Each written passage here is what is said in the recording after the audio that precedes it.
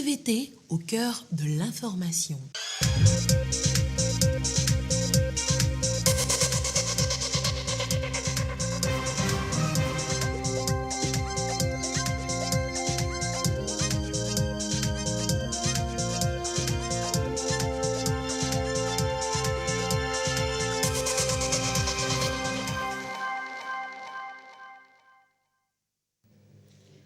Bonsoir à toutes et à tous. Merci d'être avec nous pour le 20h de ce lundi. Voici les titres.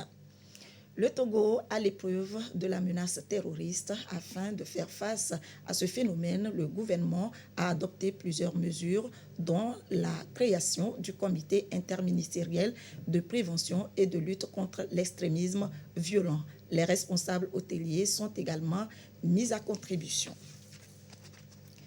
Le monde rend hommage ce 20 juin aux réfugiés, une journée qui met en lumière la persévérance et le courage des personnes qui ont été contraintes de fuir leur pays d'origine pour échapper au conflit ou à la persécution. Et puis, la Belgique a restitué la relique, une dent de Patrice Lumumba à la République démocratique du Congo, 61 ans après la mort de l'ancien Premier ministre congolais, ce qui doit permettre à la famille d'achever le deuil. Voilà pour les titres. Bien avant tout cela, le président de la République, Faure Essozimna Gnassingbé, séjourne à Doha dans le cadre du deuxième forum économique annuel du Qatar. À la veille de ce forum, le chef de l'État a eu une rencontre avec son Altesse Cheikh Ahmad Ben Khalifa Al Thani, l'émir de l'État du Qatar. Ces deux hautes personnalités ont passé en revue les relations d'amitié et de coopération entre Lomé et Doha. Ulrich Amega. Le chef de l'État Faure Essozimna Gnassingbé, accueilli au palais princier de Doha par son Altesse Cheikh Ahmad Ben Khalifa Al Thani, émir du Qatar. Un tête-à-tête entre les deux personnalités avant l'ouverture du deuxième forum économique annuel du Qatar, prévu pour ce mardi. Elles ont passé en revue les relations d'amitié et de coopération entre Lomé et Doha et réaffirmé leur détermination à diversifier cette coopération déjà multiforme. L'émir du Qatar s'est félicité de la participation du président de la République à ce deuxième forum international, ce qui traduit l'engagement du chef de l'État togolais à relever les défis de la résilience économique. Le Togo et le Qatar développent d'excellents partenariats marqués par des protocoles d'accord de coopération économique, commerciale et technique. Partenariats marqués également par des mémorandums d'entente entre les chambres de commerce et d'industrie. Durant 3 jours, ces hautes personnalités vont discuter dans un format de dialogue des questions relatives à la renaissance des économies africaines, aux investissements dans un environnement financier en mutation, à la résilience des chaînes d'approvisionnement, la lutte contre l'inflation, la transition énergétique et l'économie numérique.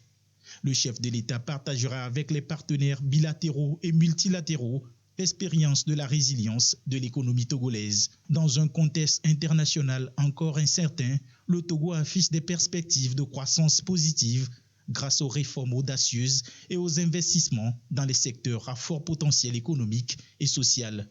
Le pays saisira l'occasion pour nouer de nouveaux partenariats pour la mise en œuvre des projets prioritaires de la feuille de route 2020-2025. Les deux pays se consultent aussi régulièrement sur d'autres questions d'intérêt commun, notamment dans les domaines politiques et diplomatiques. Ce communiqué du ministre d'État, ministre de l'Administration territoriale, de la décentralisation et du développement des territoires qui concerne la célébration de la journée des martyrs le 21 juin et qui va se dérouler cette année comme suit.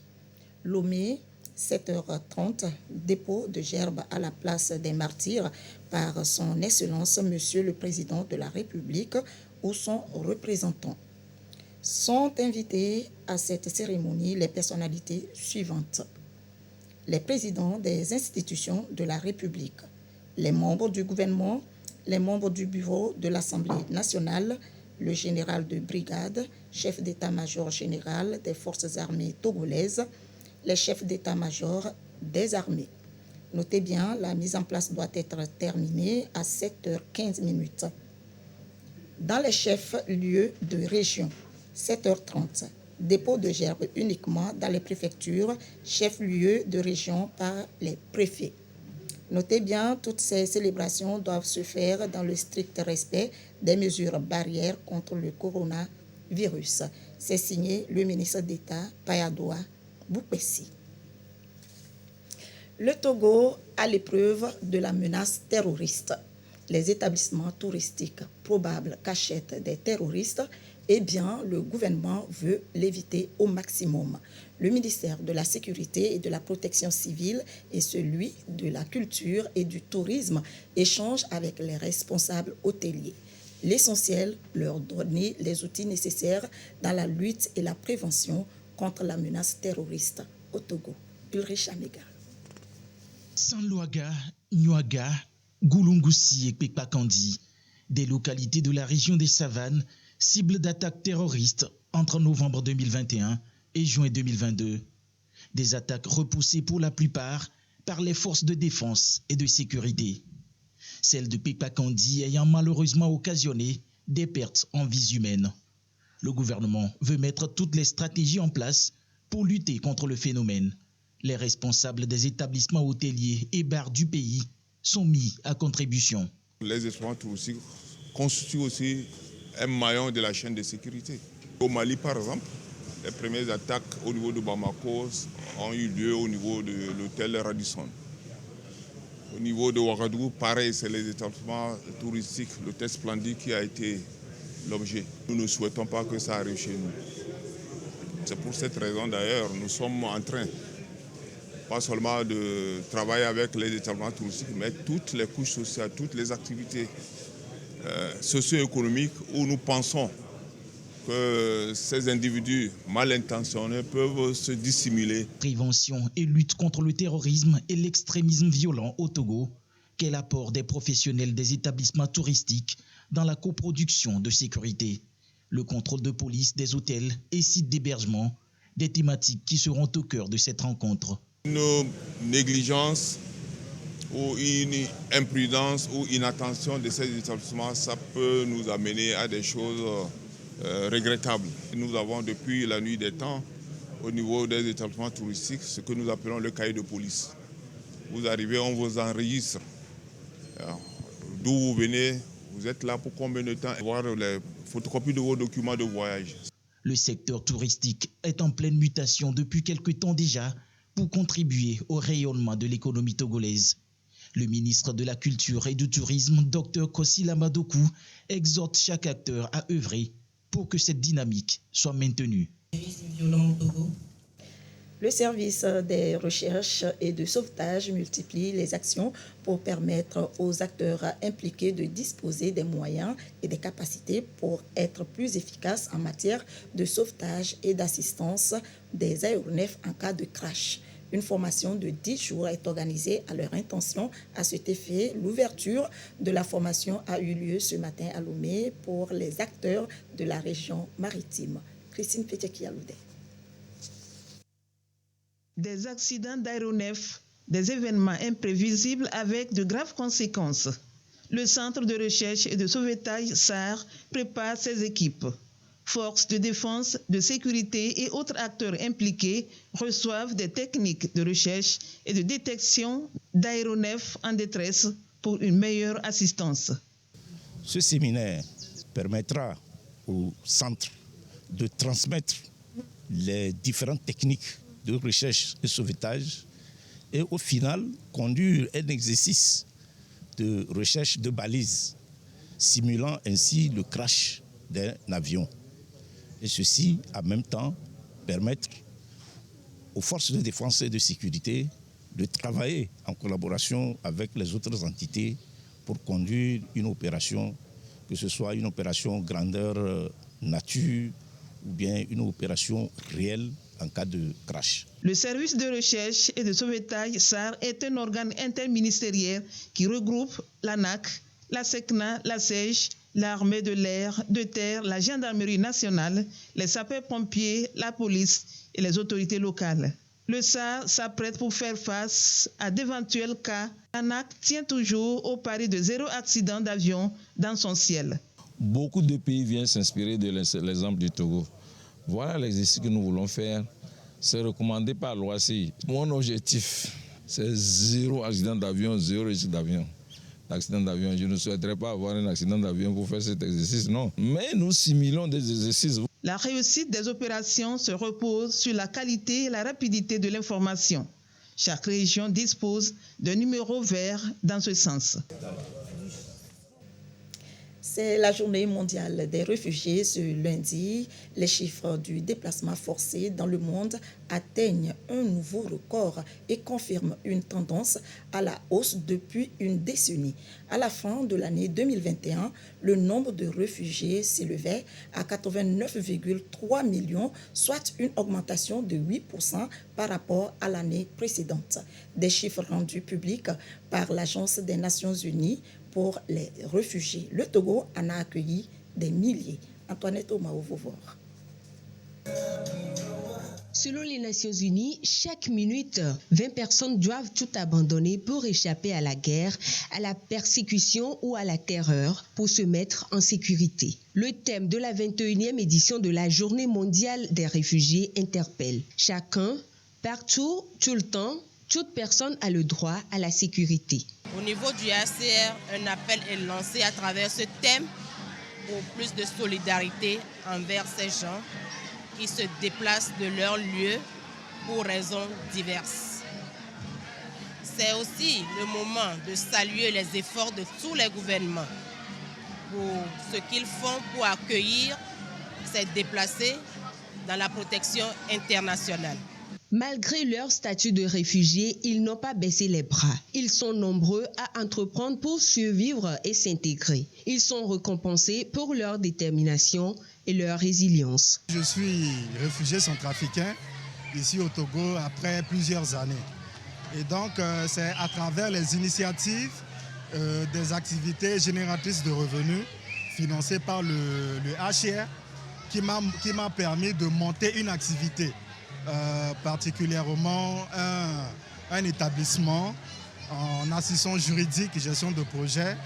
Je suis également dans la rédaction de mémoires des étudiants et annexé par la photocopie, traitement de texte, transfert d'argent Timoni. Quelles qu'elles soient, les personnes contraintes de fuir leur pays d'origine pour d'autres destinations doivent être traitées avec dignité. La recherche de la paix et la sécurité reste un droit humain. Ce lundi débute la 5e phase des indemnisations des victimes des violences politiques qu'a connue le Togo. Cette phase concerne les victimes non vulnérables de la région maritime. Le Haut Commissariat à la réconciliation et au renforcement de l'unité nationale accorde du prix à cette demande qui vise la paix. Ramdan Bassina.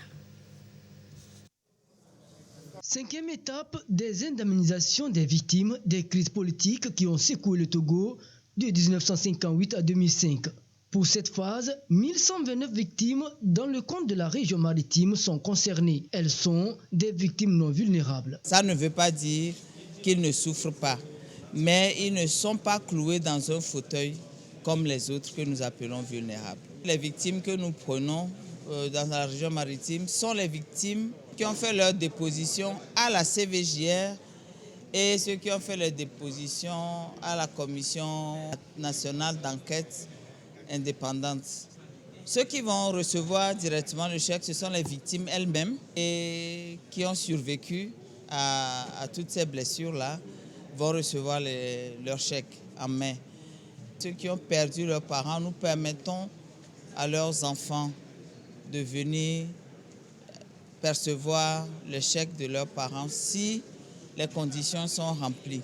Le Haut Commissariat à la réconciliation et au renforcement de l'unité nationale HCROUN se donne pour mission de n'oublier personne. La démarche des indemnisations des victimes s'inscrit dans un processus de pardon, de paix et de réconciliation. Déjà en 2021, 7 milliards de francs CFA ont été débloqués pour l'indemnisation de 7010 victimes. Une conférence sur les nouvelles figures de la soumission au droit s'est tenue à l'ENA, l'École nationale d'administration. Les étudiants ont été éclairés sur un certain nombre de choses en la matière. L'essentiel de cette communication avec Ulrich Amiga. Une administration forte et efficace, cela passe par la soumission de l'administration au droit, aux principes qui la réglementent. Le sujet est au cœur des débats avec les élèves du 3e cycle de l'École nationale d'administration. Depuis quelques années déjà, la République togolaise s'est inscrite dans cette dynamique. Des anciennes institutions ont retrouvé de la vitalité, certaines nouvellement mises en place pour faire prévaloir le droit au profit d'une société saine. Le médiateur de la République l'a apprécié, entre autres. De nouvelles politiques publiques qui sont implémentées. Et alors, on se rend compte également, et très rapidement, que l'administration a besoin de nouveaux souffles. Et ces souffles, et au-delà des figures constitutionnelles, législatives ou décrétales, ces nouvelles figures participent également à la vitalité de la démocratie administrative. Dans ces figures renouvelées de soumission de l'administration au droit, c'est le Parlement. Les questions orales au gouvernement, tout comme les questions écrites au gouvernement, sont des occasions assez intéressantes de rappel de l'administration générale au droit. En matière de soumission de l'administration au droit, plusieurs paramètres entrent en jeu. Le conciliateur, le référent et les déontologues. L'essentiel à privilégier reste un rapprochement entre l'administrateur et l'administré. Qui fait vivre le recours gracieux? Qui fait vivre le recours hiérarchique? Qui fait vivre le recours administratif préalable obligatoire? C'est cet administrateur. Parce que, ayant l'intérêt général chevillé au corps, et qui vous dira, je me suis trompé parce que je suis un homme de sang et de chair, je rectifie. De la même manière, je ne me suis pas trompé, puisque la République repose sur le droit. La soumission de l'administration n'est pas à sens unique, à sens unilatéral, mais c'est un melting qui convoque ou qui est au cœur d'une interaction entre administrateurs et administrés. Nos concitoyens attendent de nous aujourd'hui l'efficacité de l'action administrative. Et cette efficacité de l'action administrative ne peut se faire en méconnaissance du droit. Des principes à mettre en application pour ces derniers, appelés à œuvrer pour une administration où chaque citoyen se sent bien servi. À la une de l'actualité internationale, la Belgique qui a restitué ce lundi à la République démocratique du Congo une dent de Patrice Lumumba ayant valeur de relique, ce qui devait permettre aux Congolais d'établir un lieu dédié à la mémoire de l'ancien Premier ministre torturé puis abattu en 1961. La restitution de cette dent, le seul élément de la dépouille de Patrice Lumumba, donne aussi l'occasion à la famille d'achever le deuil. Une cérémonie très émouvante à Bruxelles et une histoire sombre et stupéfiante autour de Patrice Lumumba, le père de l'indépendance de la République démocratique du Congo. 61 ans après son assassinat, la Belgique, ex-puissance coloniale, a restitué à la RDC une dent du héros congolais. Il n'est pas normal que la dépouille de l'un des pères fondateurs de la nation congolaise ait été conservée pendant 6 décennies dans des circonstances obscures, jamais vraiment élucidées, mais qui, à la lumière de ce qui est connu, ne fait pas notre fierté. Patrice Lumumba, premier chef de gouvernement de l'indépendance, avait été assassiné 2 mois et demi après sa nomination par des séparatistes de la région du Katanga. Le président congolais de l'époque, la Belgique et la CIA auraient été impliqués dans sa mort, inquiets de la sympathie de Lumumba pour l'Union soviétique. Son corps avait été dissous dans l'acide. Mais 4 décennies plus tard, un policier belge qui avait participé à l'opération a brisé le secret, se vantant 1 an avant sa mort d'avoir gardé une dent. Juliana avait 5 ans quand son père a disparu. Père, à présent, bien retour au pays. Merci. Le cercueil partira mardi soir pour Kinshasa où une cérémonie d'inhumation doit être organisée le 30 juin, date de l'indépendance. Le pays construit actuellement un mémorial Patrice Lumumba sur un grand axe dans la ville de Kinshasa où s'élève déjà une statue du héros national. L'OMC, l'Organisation mondiale du commerce, lève temporairement les brevets sur les vaccins contre le Covid-19. Cette décision a été prise après des mois de négociations entre les 164 États membres de l'organisation.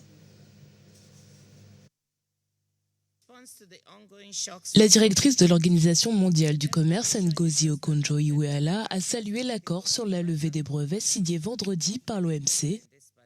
Après des mois de négociations entre les 164 États membres de l'organisation, le texte final permet aux pays en développement d'accorder des licences de production à des fabricants locaux sans besoin d'autorisation des titulaires des brevets. Une suppression temporaire des titres pendant 5 ans qui concerne uniquement les vaccins.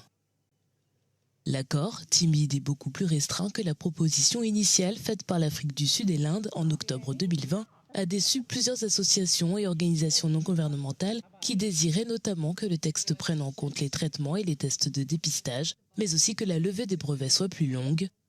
Si l'Afrique du Sud s'est félicitée pour cette avancée, le pays ne reste pour autant pas sur ses acquis et affirme que le combat continue. D'après l'accord, la question d'inclure les tests de diagnostic et médicaments sera examinée par les membres de l'OMC au plus tard dans 6 mois. Depuis le début de la pandémie de coronavirus, l'Afrique du Sud et l'Inde ont dénoncé à plusieurs reprises les inégalités d'accès aux vaccins anti-Covid. L'Afrique du Sud dispose aujourd'hui de 3 sites de production de vaccins. Et à ce jour, lundi 20 juin 2022, la situation de la pandémie au nouveau coronavirus au Togo se présente comme suit.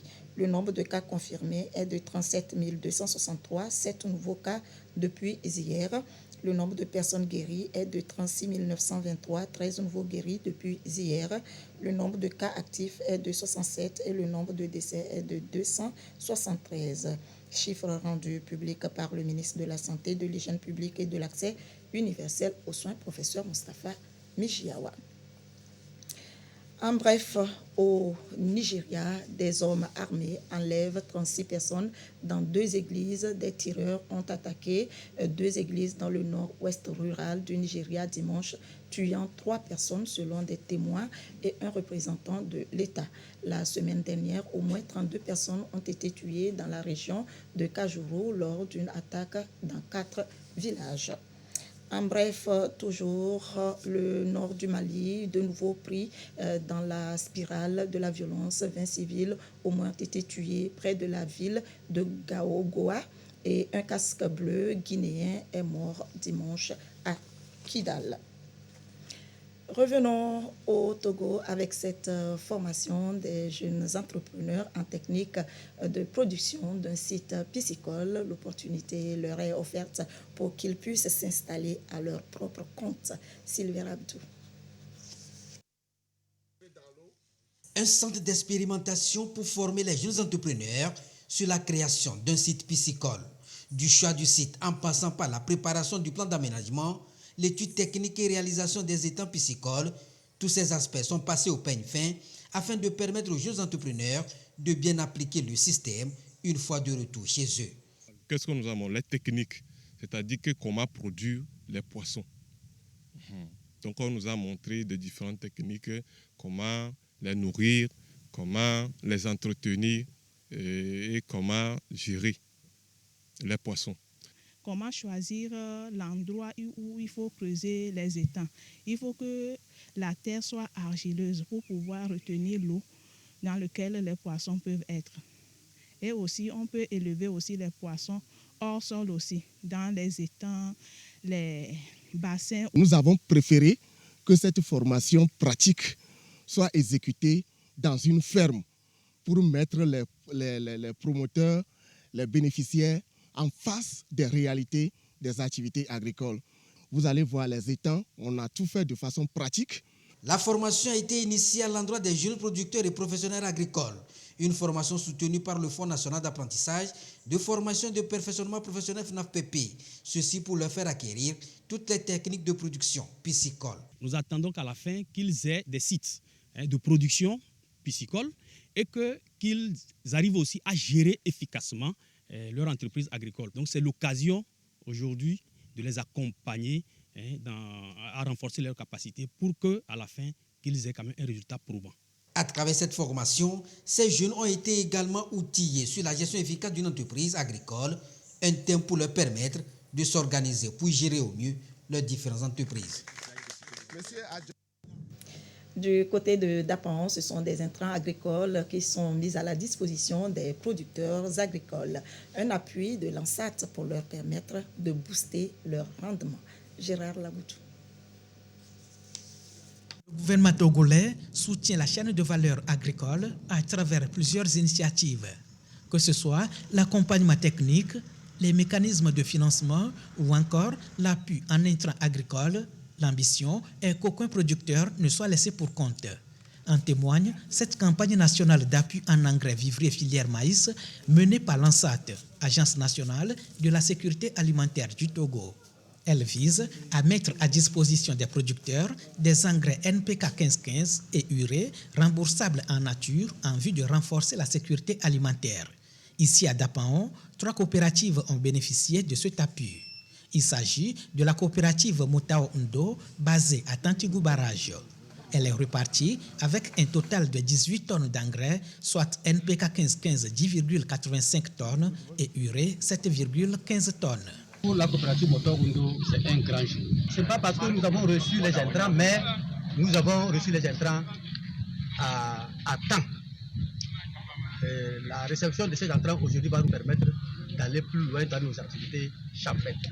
La coopérative Palindiadog, basée à Djangou, a bénéficié de 13,6 tonnes d'engrais, soit 8,85 tonnes NPK 1515 et urée 4,75 tonnes. Le réseau de groupement féminin Unifesa, Union féminine des savanes, a reçu 40 tonnes composées de 30 tonnes d'engrais NPK 1515 et urée 10 tonnes.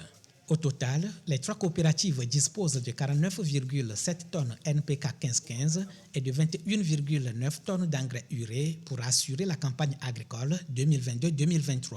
Nous tenons également à remercier le président de la République, Fort Essonzinam Niassingbe, pour cette initiative qui doit nous permettre vraiment de produire plus de superficie. On avait des problèmes que cette année, le prix de l'engrais a été élevé, mais par contre, nous avons vu que vraiment l'État a pris vraiment de l'initiative. Nous allons aussi prendre nos engagements pour le remboursement. Et le sac de 50 kg d'engrais, que ce soit urée ou encore NPK 1515, équivaut à un remboursement en nature à la fin des récoltes avec un sac de 100 kg de maïs blanc. Les 3 coopératives ont promis d'être fidèles à leur engagement envers l'ANSAT pour le remboursement en nature du 1er novembre 2022 au 31 janvier 2023. Démarrée le 2 juin dernier pour couvrir l'ensemble du territoire national, cette opération d'appui en engrais vivrier, filière maïs, campagne agricole 2022-2023 a permis à l'ANSAT de mobiliser 1388 tonnes d'engrais vivrier auprès de la CAGIA en investissant 500 millions de francs CFA. À terme, 2776 tonnes de maïs blanc sont attendues auprès des producteurs pour constituer le stock national de sécurité 2023. L'ambassade de l'Arabie Saoudite a offert des dates au Togo, signe d'un partenariat au BOFIX, donc qui s'inscrit dans le contexte du projet du Centre pour l'apport d'aide aux nécessiteux dans les différents pays. Edwige Atakpa Bassabi voit Sandra Aziabi. Les dates sont des fruits par excellence pour rompre le jeûne chez les fidèles de Mahomet. Au-delà du mois béni de Ramadan, les dates sont aussi consommées pour ses vertus. L'Arabie Saoudite fait don de 20 000 tonnes de ce fruit à la population togolaise. Signe de bonne santé des relations de coopération entre Lomé et Riyad. Nous sommes très heureux pour avoir reçu ces dons. C'est destiné à tous les Togolais Évidemment, prioritairement au musulmans. Ce don s'inscrit dans le cadre de la subvention ou du don encore du roi d'Arabie Saoudite pour le Togo. L'objectif, c'est juste pour aider le peuple togolais. Ça s'inscrit normalement dans le cadre du jeûne de Ramadan. Les relations d'amitié et de coopération entre les deux pays se traduisent dans plusieurs domaines. Ce geste est devenu une tradition pour soutenir les musulmans du Togo. La maison des Hajj. Ainsi se termine ce journal. Merci de votre attention. Dans un instant, la météo, à suivre le panorama des sports, Claude Ama et ses invités. L'actualité revient à 22h30 avec Abidé Niasimbe. Très belle soirée à vous.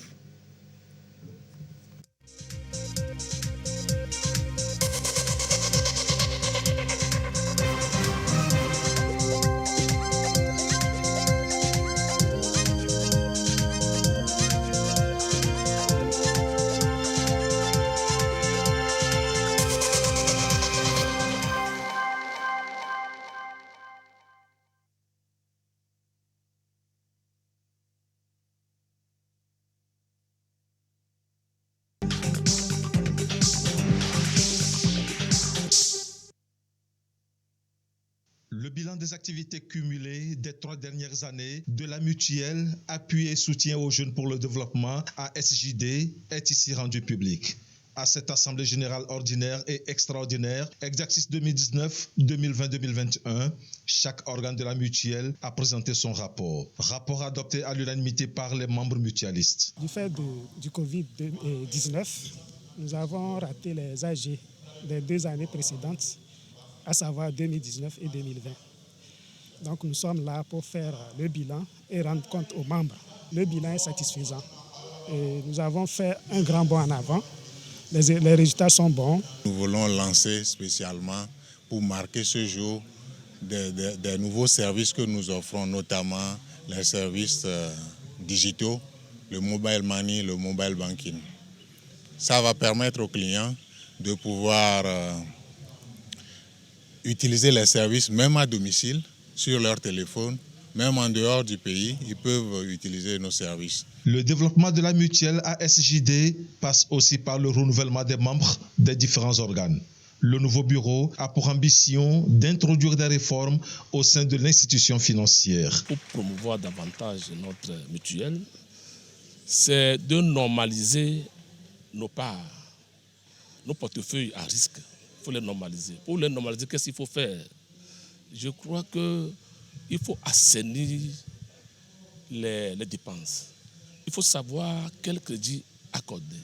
Il faut lutter contre la malgouvernance et faire en sorte que les résultats qu'on a obtenus pour cette année de 2021, dont l'exercice est clos aujourd'hui, puissent évoluer davantage. L'Assemblée générale coïncide avec les 25 ans de la mutuelle ASJD. Occasion pour éclairer davantage la lanterne de la population sur les différentes opportunités qu'offre ASJD. La mutuelle apporte des concours financiers aux artisans, aux entrepreneurs, aux femmes, aux groupements et aux jeunes.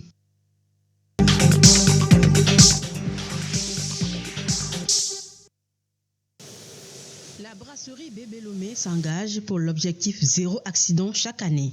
Pendant cette semaine dédiée à la sécurité, travailleurs et collaborateurs ont été sensibilisés sur les risques, dangers et accidents de travail. Moment adéquat donc pour renforcer davantage la culture de santé et de sécurité sur les différents sites de la brasserie. Nous sommes à la 2e édition de la Safety Week, la semaine de sécurité. La première édition a porté ses fruits. Cette 2e édition va en porter aussi. Elle est à saluer dans le sens où elle nous permet, avec les visites des partenaires, de toucher du doigt certains points sensibles qui échappent à notre vigilance. Et cela nous permettra d'améliorer le quotidien de nos collaborateurs. En s'engageant dans la réalisation d'une Safety Week, la BB s'inscrit justement dans cette logique de respecter les aspects réglementaires qui sont liés à son activité en matière d'anticipation, de gestion et de traitement de tout type de risques liés à la santé, à la sécurité de ces travailleurs sur l'ensemble de ces sites. Plusieurs ateliers vont meubler cette semaine. Pour bien s'assurer de la santé et la sécurité des travailleurs, une visite des sites est prévue. Du magasin tampon d'étiquette au magasin malt et riz, en passant par la ligne de production, tout est contrôlé. Et au final, on a fait énormément d'améliorations par rapport à la visite de l'année dernière. Toutefois, il reste encore des points à améliorer. En tout cas, dans le groupe où j'étais, on a vu qu'il y a quelques points à améliorer. Et donc, qu'est-ce qui va se passer ? Il y a eu 3 groupes de visites aujourd'hui, ce matin. Nous allons mettre dans un plan d'action tout à l'heure l'ensemble des visions des groupes de façon à pouvoir essayer de gommer au maximum les points faibles de l'entreprise pour pouvoir améliorer la sécurité et la santé au travail. Et une simulation de tests d'alcoolémie pour davantage éveiller la conscience de ces travailleurs.